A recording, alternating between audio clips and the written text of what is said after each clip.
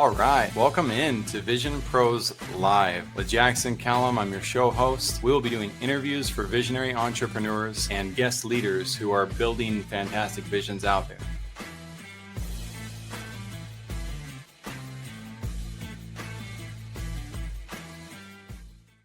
Hey, what's up, everybody? Welcome into another episode of Vision Pros Live. I'm your show host, Jackson Callum, founder and CEO of First Class Business. And I'm excited to have Ted McKenna on stage today because they've done a great job of exploring the psychology of sales.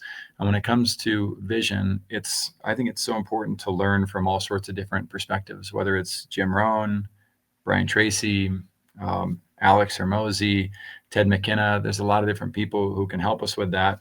One of the things that I hope you write down, visionaries, is my definition of sales. And that is sales is service.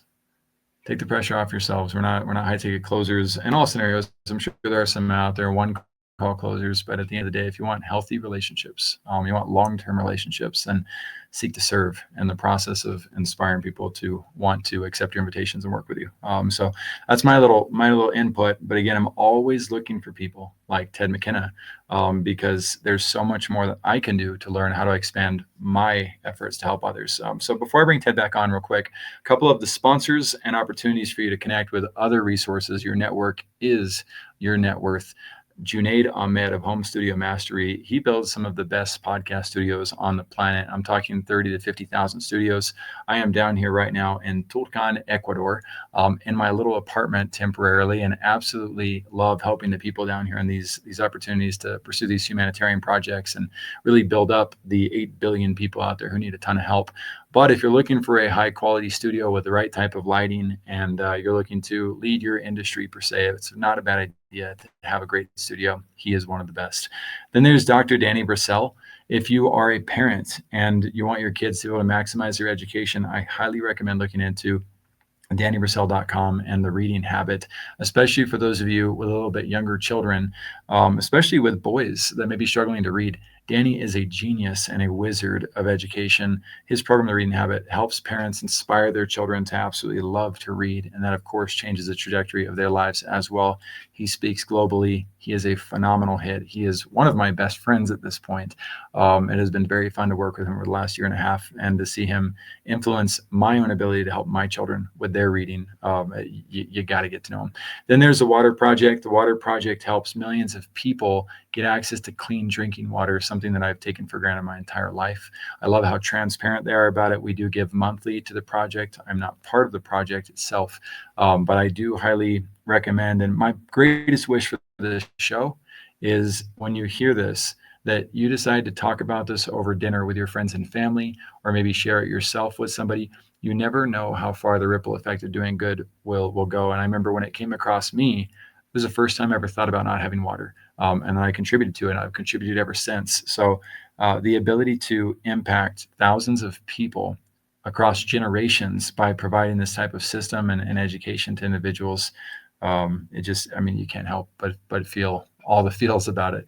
So without further ado, let's get back to helping each and every one of you. Ted McKenna, thank you for being here on Vision Pros Live, and thank you for putting the resources together you've put together for sales. It's not the easiest industry to talk about and to put your face out there for. Maybe it is rewarding, but man, I've had a hard time leading in sales as an entrepreneur myself. So just thank you for what you do. Yeah, no, it's fun. It's fun to learn and to try to help people. I do believe, you know, sales at the end of the day is helping companies find ways to grow organically, and when they grow, they can hire more people and help those people thrive, and so it's really going to believe it's helping kind of from the ground up. Huge. I'm going to ask you a question related to sales off the subject a bit, but something that can help our audience tremendously. And with your background, I think you'll have more insights than some of my other guests. So this is my greatest gift I can give you guys, all you vision pros out there. And that is that we often struggle when it comes to talking about money. And so my question for you, Ted, based on your research and what you've just learned in life, your opinion, why do leaders hide from funding their visions? Why do they struggle to talk about finances and to move towards it and to understand how important it is to invest in what they're building? Yeah, I mean, it's a good question. I think, again, we're researchers, so I try to stay true to what we're actually experts in, what we've actually researched. And Mm. they're even going back to the studies from our Challenger work, 15, 16, 17 years ago. There's definitely like we used to call it a comfort with tension that most sellers lack and that high performers have. And some of that is comfort discussing money, right? And being able to essentially kind of ask for the sale, which is not the same thing as talking about money, but it is meant to get to the point where you are not hiding behind the fact that there is a transaction here, that you're asking for at some point. You want to be strategic in how you approach that, and again, couch it more in terms of we both win here, right? What's the win-win for you as the buyer, or for, I guess, the funder, I suppose. Um, and we in the Jolt study we called it we had a chapter called "Becoming a Buyer's Agent," which is really this sort of person who feels like they're looking out for the best interests of that buyer, that they're looking around corners on their behalf. They're showing them they've kind of been down this road before. And I think if you arrive at that point where you're seen as this trusted expert, then it shouldn't feel like a bad thing to ask for an exchange there, because you've already provided a fair amount of value. There was used to be this old adage that we talked about, is, if imagine a sales interaction so valuable the person would pay you for that time alone, and kind of striving for that, over and above their willingness to pay for your services or for your products. Huge. I think it's very, very important material to consider for visionaries out there. I'll lean in a little bit further. So yesterday I was talking to a visionary who basically, without knowing why I was asking, came to the conclusion that I wanted to sell them. And when in that conversation, he said that he just got his podcast launched, he just got a couple books launched, and he needs a year before he is ready to invest anything in his brands and in his assets. And I actually had no idea why he even brought it up. I guess he's been on a few podcasts that may be looking to sell people, that come on their stage. My bigger point with that, though, is the same reality exists with anybody in sales. And any buyer, any perspective that exists out there is how do I escape a situation where I feel like I'm being sold or feel like Hmm. I need to talk about money?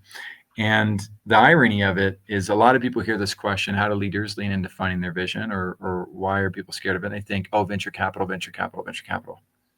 I never said anything about venture capital. Funding can come from, okay, just go get a couple clients this week. Right, go talk about Yeah. sales. So the reason why I bring it up, and I appreciate your awareness of like, well, wait, I'm going to stay subject matter expert.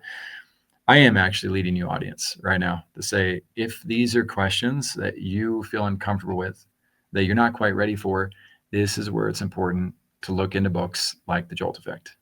This is where it's important to realize that funding, sales, investing, talking about money, getting comfortable with conversations about finances, if we want to be wise stewards, we've got to at least overcome the fear of the unknown related to this. So, Ted, how can leaders, in your eyes, lean into, or high performers, lean into funding their own visions? In other words, gain what they need in order to be successful.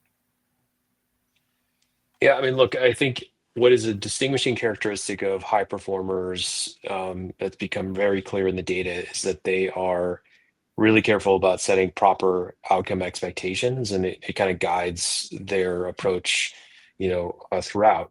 And so I think one part of the reason I think sometimes people are hesitant, um, to be forthright about the commercial exercise is, they don't want to be seen as that sort of transactional sort of car salesman person. One easy way to be seen that way is to overpromise or to oversell your capabilities, and you can bet that's exactly how you'll come across. So under promise and over deliver, I think, is the better kind of ethos to follow. And when you're doing that and adding value, I think it would be then natural to then go ask for the money, if you will.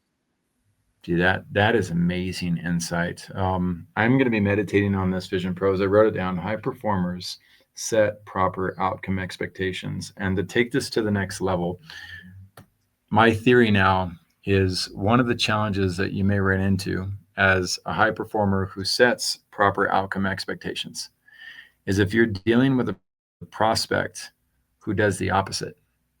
If you're dealing with a prospect who does overpromise and who does show themselves with these ideas of I'm better than the rest of the market, etc., then they're going to have a natural resistance to your style of proper outcome expectations. And so now I get to learn to toy with that idea of, okay, how do I help those wonderful individuals as well?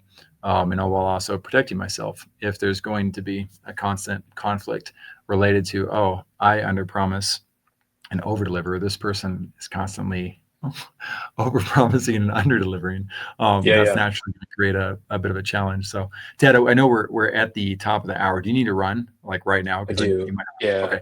Well, thank you so much for being here. No, absolutely. I will reach out to see if I can get you to come back on the show. If not, that's totally fine. You've blessed us tremendously today. Guys, go check out the Jolt Effect, and we'll see you guys all on the next episode. Thank you for being here today. I'm really happy that you tuned in to Vision Pros Live. I'm looking forward to seeing your reactions as these episodes continue to move forward. This is going to get more and more fun. We'll have more and more engagement as well. We'll invite people to participate in the show. And thank you for giving us your time and attention. Have an excellent time building out your vision and becoming a vision pro yourself.